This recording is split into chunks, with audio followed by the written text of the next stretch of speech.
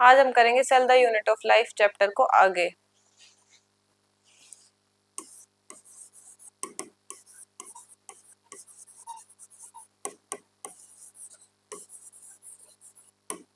Cell theory हमने देख ली थी।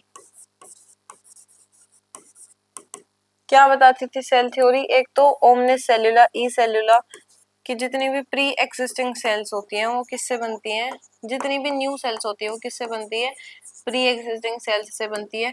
और जितने भी प्लांट्स हैं, जितने भी एनिमल्स हैं, वो सब सेल्स या सेल्स के प्रोडक्ट से मिलके बने हैं।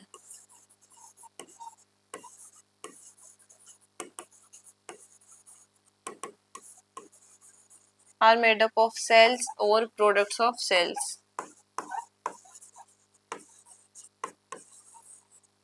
अब इसके बाद हम करते हैं आगे ओवरव्यू ऑफ अ सेल।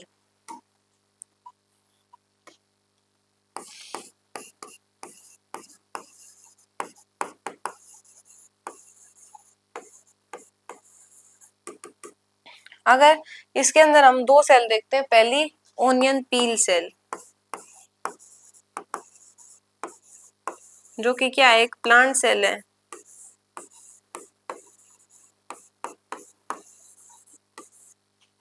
दूसरी ह्यूमन चीक सेल जो कि एक एनिमल सेल है।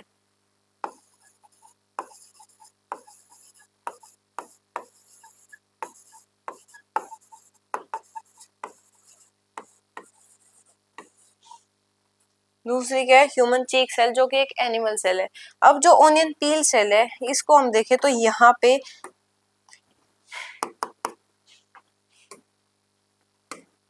ओनियन पील सेल, यहाँ पे एक सेल वॉल प्रेजेंट होती है सेल मेम्ब्रेन के ऊपर। There is an another wall, there is another wall present over cell membrane that is known as cell wall. Cell wall present over cell membrane.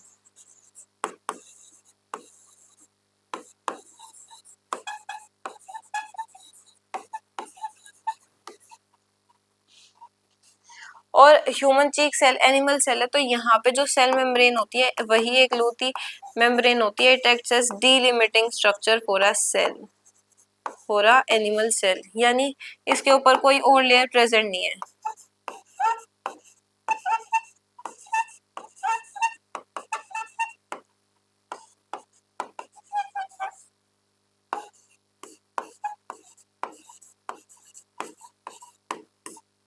तो ये थी ह्यूमन चीक सेल और onion पील cell के बारे में।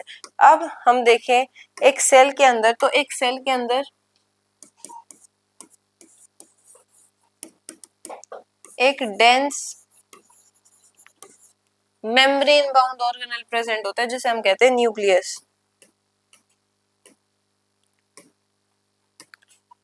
A dense membrane bound organelle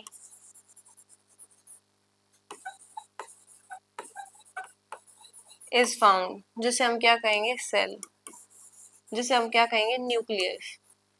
इस dense membrane bound organelle को हम क्या कहते हैं, न्यूक्लियस कहते हैं। अब हमने दो सेल्स के टाइप पढ़े थे, एक थे प्रोकैरियोटिक सेल, एक थे यूकैरियोटिक सेल। उनके अंदर हमने क्या देखा था कि इस न्यूक्लियस के ऊपर ये क्या है, ये है एक डेंस मेम्ब्रेन बाउंड ऑर्गेनेल। तो ये जो डेंस मेम्ब्रेन बाउंड ऑर्गेनेल है, ये मेम्ब्रेन इसके ऊपर हर जगह प्रेजेंट नहीं होगी। जो हमारी वो वाली सेल्स होंगी प्रोकैरियोटिक सेल्स, उनके पास ये नहीं होगा, मेम्ब्रेन, न्यूक्लियस मेम्ब्रेन नहीं होगी।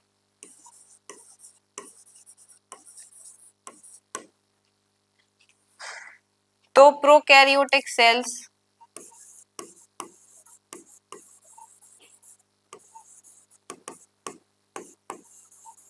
के पास और यूकैरियोटिक सेल्स के पास क्या होगा,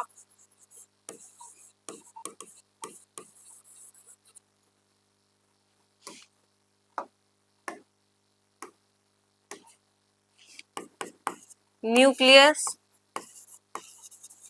without nuclear membrane is present।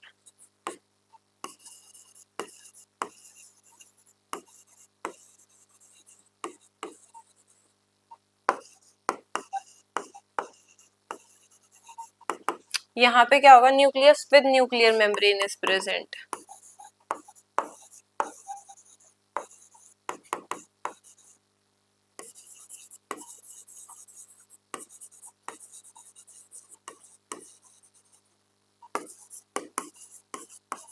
यहाँ पे मेम्ब्रेन बाउंड ऑर्गेनल्स मिलते हैं, यहाँ पे मेम्ब्रेन बाउंड ऑर्गेनल्स नहीं मिलते, तो यहाँ पे ऑर्गेनल्स जैसे ईआर, माइटोकॉन्ड्रिया, गोल्गी बॉडी, ये ऑर्गेनल्स मिलेंगे।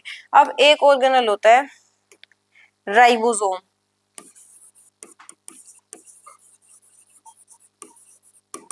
राइबोसोम्स दोनों सेल्स के अंदर मिलते हैं। They are found in both prokaryotic as well as eukaryotic cell. Eukaryotic plus prokaryotic दोनों के अंदर ये मिलेंगे। ये क्या है, एक नॉन मेम्ब्रेन बाउंड ऑर्गेनल है, यानी इसके ऊपर मेम्ब्रेन प्रेजेंट नहीं होती।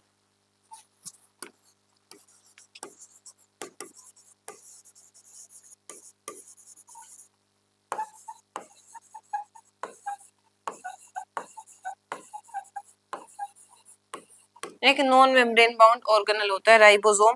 ये कहाँ प्रेजेंट होगा, साइटोप्लाज्म के अंदर। सिर्फ साइटोप्लाज्म के अंदर नहीं प्रेजेंट होगा, क्लोरोप्लास्ट पे भी हो सकता है, रफ एंडोप्लाज्मिक रेटिकुलम पे भी हो सकता है। ईआर मतलब एंडोप्लाज्मिक रेटिकुलम।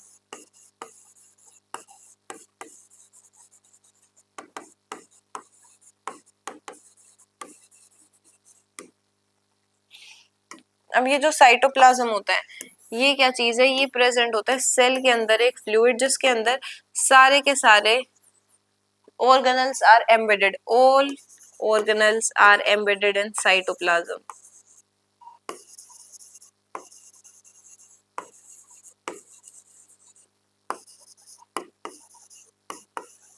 जितनी भी सेल्यूलर एक्टिविटीज होती है वो सारी की सारी कहाँ होगी, साइटोप्लाज्म में ही होगी। All cellular activities take place here. All cellular activities take place here. जितनी भी सेल्यूलर एक्टिविटीज होंगी वो कहाँ होंगी, यहीं पे होंगी। और इसी से कोई भी सेल लिविंग स्टेट में रहती है, यानी अगर ये चल रही है एक्टिविटीज एक सेल के अंदर, मतलब वो क्या है, वो है लिविंग। ये किसके अंदर रहेंगे, लिविंग स्टेट के अंदर।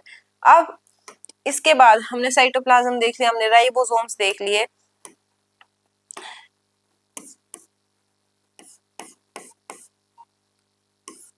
सेंट्रियोल्स क्या होते हैं, ये सिर्फ और सिर्फ एनिमल सेल में प्रेजेंट होंगे। ये भी क्या होते हैं, नॉन मेम्ब्रेन बाउंड ऑर्गेनल्स होते हैं, मेम्ब्रेन नहीं मिलती। क्या काम होता है इनका, they help in cell division. Cell division के अंदर ये हेल्प करते हैं। अब हम देखें, जो सेल्स होती हैं वो सेम साइज की नहीं होती। जो सेल्स होती हैं उनका साइज, सेल्स की शेप, फंक्शंस, ये क्या होते हैं, वेरी कर सकते हैं। वेरी कर सकते हैं, जैसे माइकोप्लाज्मा,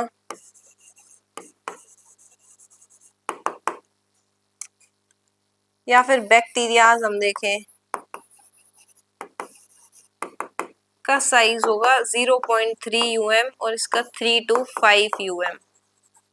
तो ये जो साइज है ये ऐसे वेरी कर सकता है, फंक्शंस भी वेरी कर सकते हैं, शेप भी वेरी कर सकते हैं। शेप भी वेरी कर सकती है, कोई पॉलीगनल शेप की सेल हो सकती है, कोई कोल्यूमिनार शेप की, कोई क्यूबोडियल शेप की, क्यूबोइडल शेप की, कुछ थ्रेड लाइक। तो ऐसे शेप भी वेरी कर सकती है। The shapes vary according to the function of cells. Shape of cells vary according to their function. जैसा उनका फंक्शन होगा वैसा सेल का शेप, वैसी सेल की शेप हो जाएगी। जैसे जो न्यूरॉन्स होते हैं, ये क्या होती है, लॉन्गेस्ट सेल्स होती हैं। न्यूरॉन्स क्या होती है, लॉन्गेस्ट सेल्स होती हैं। तो ये क्या होंगी, ये ऐसे पॉलीगनल, कोलुमिनार, क्यूबॉइडल, थ्रेड लाइक इनकी शेप नहीं होगी, ये लंबी होंगी। ये क्या होंगी, मतलब हम इनको देखें, ये लॉन्गेस्ट सेल है, इनका काम है सिग्नल पहुंचाना, ट्रांसफर ऑफ सिग्नल हमारी बॉडी के अंदर। तो ये ऐसी शेप की नहीं हो सकती, इनकी अलग शेप होगी।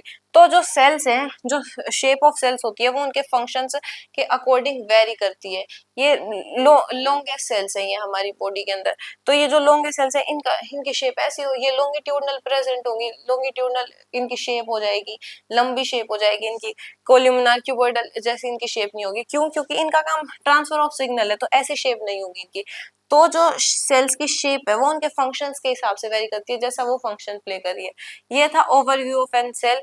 इसके बाद अगला टॉपिक हम डिस्कस करेंगे अगले लेक्चर के अंदर। Please like share and subscribe.